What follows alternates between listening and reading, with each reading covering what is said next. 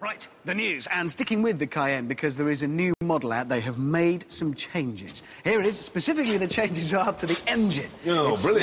now a V6 with 250 brake horsepower. It will be cheaper and lower CO2 emissions. Yes, and they've left the one bit that needed changing. Yeah, the body. It's still hideous. So they threw away a good engine, kept the hideous looks. It is from the depths, that Yes, thing. it Isn't is. And you remember what you were saying about monkfish earlier on in your piece?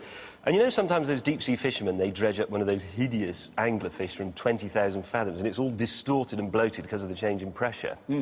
I wondered, if you put that down to 20,000 fathoms, if it would turn back into a 911. Now, I've found the perfect insight to the German mind here. Audi has launched a new flagship A8. Here's a picture of it.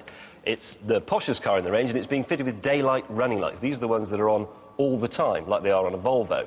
Now, when Volvo does this, they just wire up the normal lights so they're on all the time.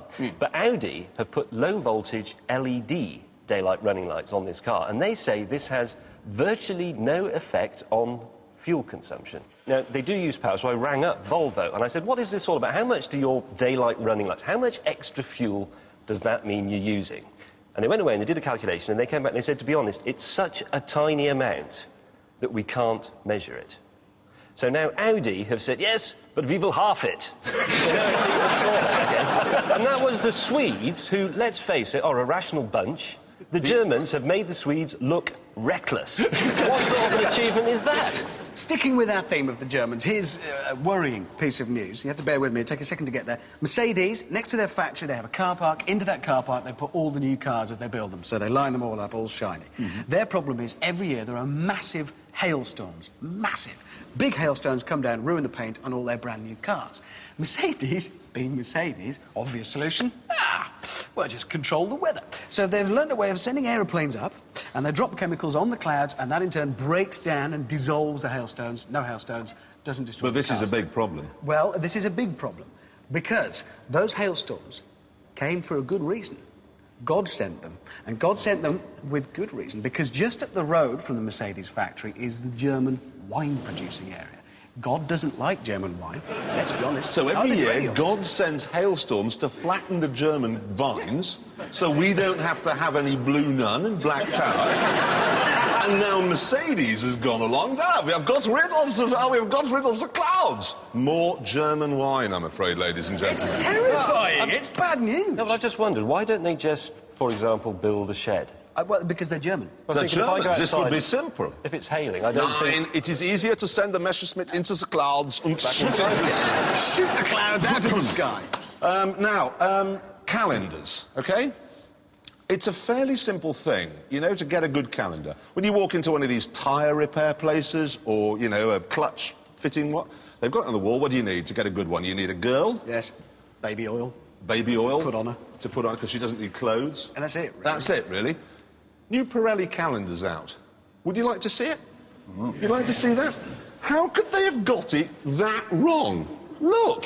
That's just an office accident. She's come off a chair. A woman wearing a jacket last worn by Carol Decker in Tapau has fallen off a chair. She's probably spilled her coffee. Actually, it's quite a sad incident. That's rubbish. There's no tyres on it, anyway. No, exactly. OK, would you like to look at this one?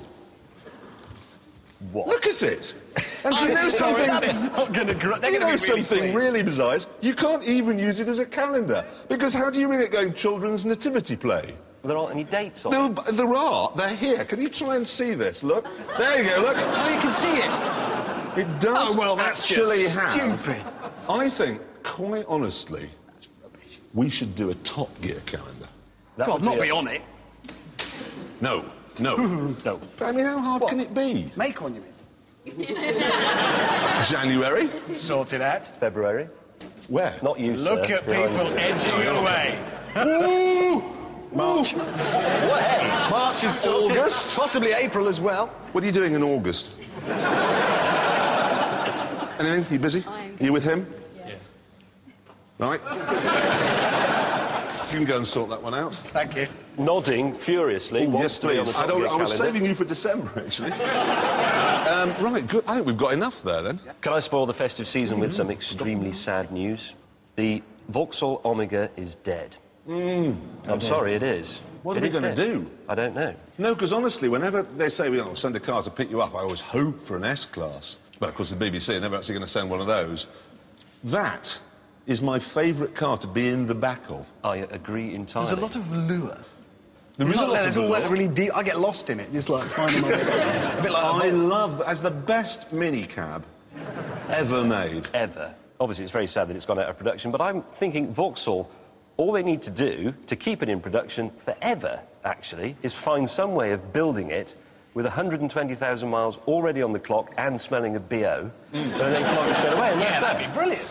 Right, if I can draw the news to a close and get back to our theme.